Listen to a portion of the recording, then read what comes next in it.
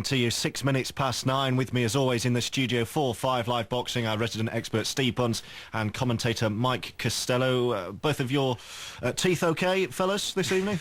In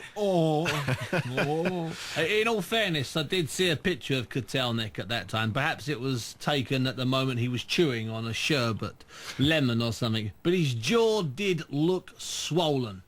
That's it. That's the defence for the Marlon evening. Brando-like, didn't it? Yeah, it was like, when you talk, so you don't. I think this idea. is the first time we've done 5 Live Boxing and spoken more about what hasn't happened than what has happened. The recap here, George, is that we sat down here on the 2nd of June and Mike Carter, usual producer, was in the other room rubbing his hands together. We had 2 fights with about 90,000 people guaranteed to be at ringside involving British boxers. And we had not 1, not 2, but 3 5 Live Boxing shows penned in for the month. Now, we've never, we only ever do 1. We've never done a month with 2. We've certainly never done a month with 3. We walked out of here, Mike and I, arm in arm down the street. We're walking down, Dickensian characters we were. It was still warm. It was a balmy night. And we were looking at each other. We couldn't believe, like a couple of lovers we were. What a month we've got ahead.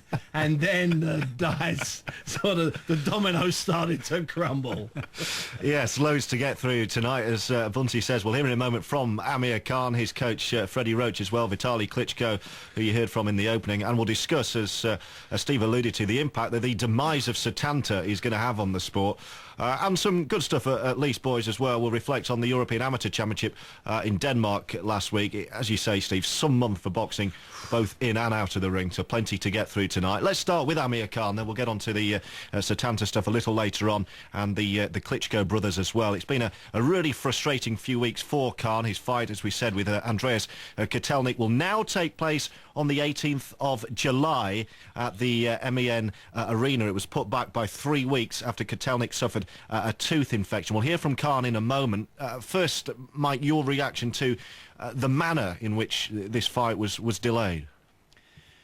Well, it's a difficult one because anybody who's had a serious toothache would know that one place you don't want to go to is a boxing ring. But whatever the injury is, as we saw with David Haye and we've seen with the build-up to the Mayweather against Marquez fight, and that's what's been amazing about this glut of postponements coming quickly on the back of each other. But, you know, if you're going to go into a world title fight, you want to be somewhere very close to 100% fit. And where Amir Khan was just saying there in that little clip as we started out that it might be a tactical move by Kotelnik, well, he does hold the title, and he also knows that Amir Khan wants this fight because Amir Khan and his people believe that Kotelnik is beatable. And so Kotelnik has probably taken the view that if it's an injury that needs some kind of treatment, he's got the time to do that because Khan wants to fight so badly. It seemed to be that what the Khan camp, Steve, were alluding to was the fact that maybe he wasn't where he wanted to be in his preparations to get himself ready for this fight. Therefore, he needed this extra month or so. Absolutely. It's quite simple. It boils down to, do you believe Kotelnik or is he telling fibs? So let's assume you don't believe him. Then Kotelnik's in the gym and there are rumours coming out of Germany where he's based and where he trains that he wasn't looking that sharp. That's not uncommon because what happens often with champions, George, is that young amateurs come in or young kids come in and they want to impress and they want to charge at 100 miles an hour, and some of the champions, they're not quite there yet. They're ready to 2-3 weeks before a fight, not 4 or 5 weeks out from a fight. That's the sort of general rule of sparring. So if that happened, I can see him getting, as we say, tuned up in the gym. There's no proof of that. That's one theory. And perhaps that's true. Perhaps he got home 3 weeks before the fight and thought to himself, you know what, I was rubbish today. I've been rubbish all week. This kid's young, he's fast. I need 3 more weeks. Oh, I've got a toothache. That could have been the case. And because, as I said, he's the champion, he can do that. Now, you know, there's strong word from the Ricky Hatton camp that they wanted to pull out at about that time ahead of the Pacquiao fight. But for so many reasons, Hatton couldn't do that. That was a gamble he couldn't take because there was every chance that Manny Pacquiao would therefore afterwards go somewhere else.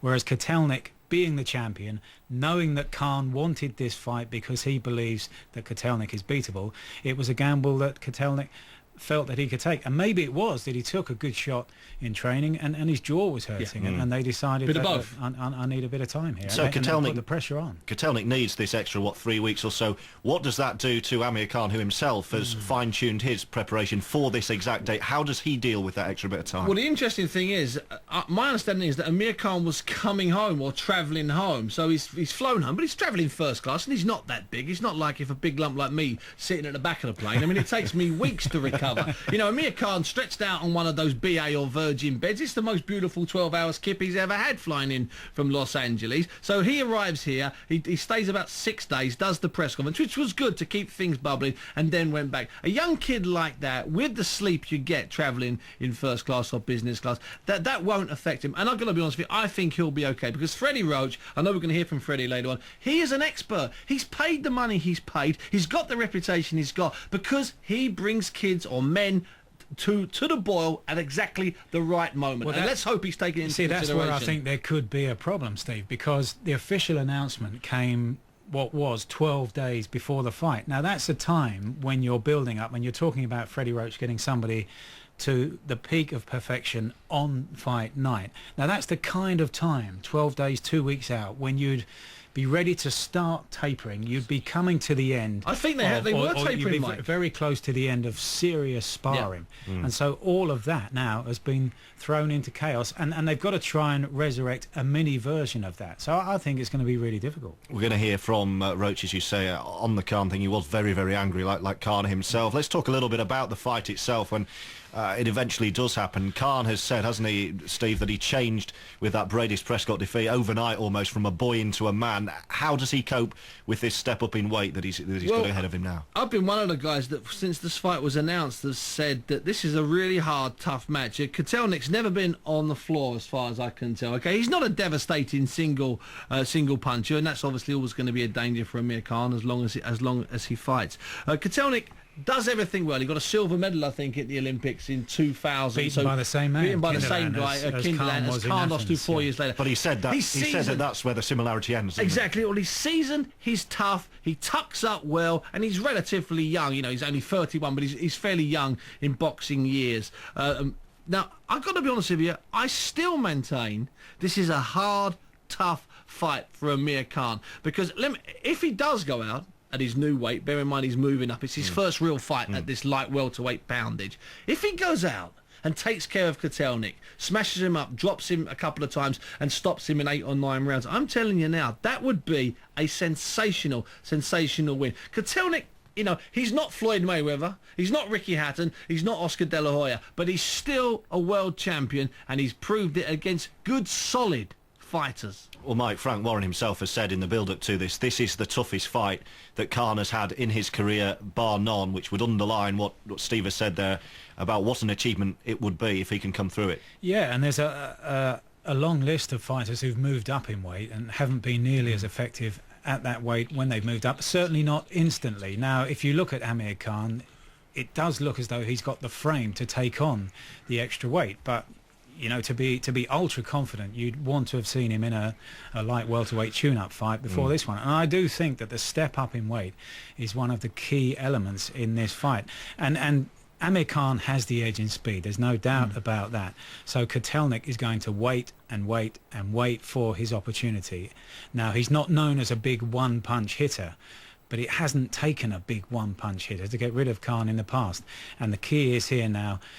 What is this? We're probably a year into his tuition, and that's what it is under Freddie Roach. Whether there's been enough development in a year for him to stay away and to stay out of trouble for 12 rounds, because he's clearly going to try and keep it at long range and mid range for the whole 36 minutes. And just to say that what Mike's pointing out there about the weights is that guys as light as a stone or 10 pounds lighter, guys that compete 10 pounds lighter, have dropped Khan, have hurt Khan. The guy that knocked him out was the same weight as him, a lightweight. But guys a lot lighter who are not noted punchers have dropped him, have hurt him, have stunned him. Now, I mean, I've been talking to other people. I can't see how Kotelnik doesn't clip him at some stage between the first bell and the referee raising the hand of the winner. I can't see it. Even if Khan wins, I can't see how he doesn't get clip to the body, head, shoulder, or back of head. I can't see Well, it. listening to a couple of the interviews Kotelnik's done, he seems to view Khan as this little boy, doesn't he? He says, I'm a man, I'm going to show this little child a thing or two. So no shortage of confidence in his camp. I actually gave him that line when he was on my Satanta hour. He came on, he wanted to talk how lovely it was to box in England, and I pulled his translator aside. It was great live TV. I said, listen, he's going to have to sex this up a little bit. That's where he came up with that line. And you were the man for it. No, quite generally, Kotelnik does consider Khan to be out of his depth and a child, or younger.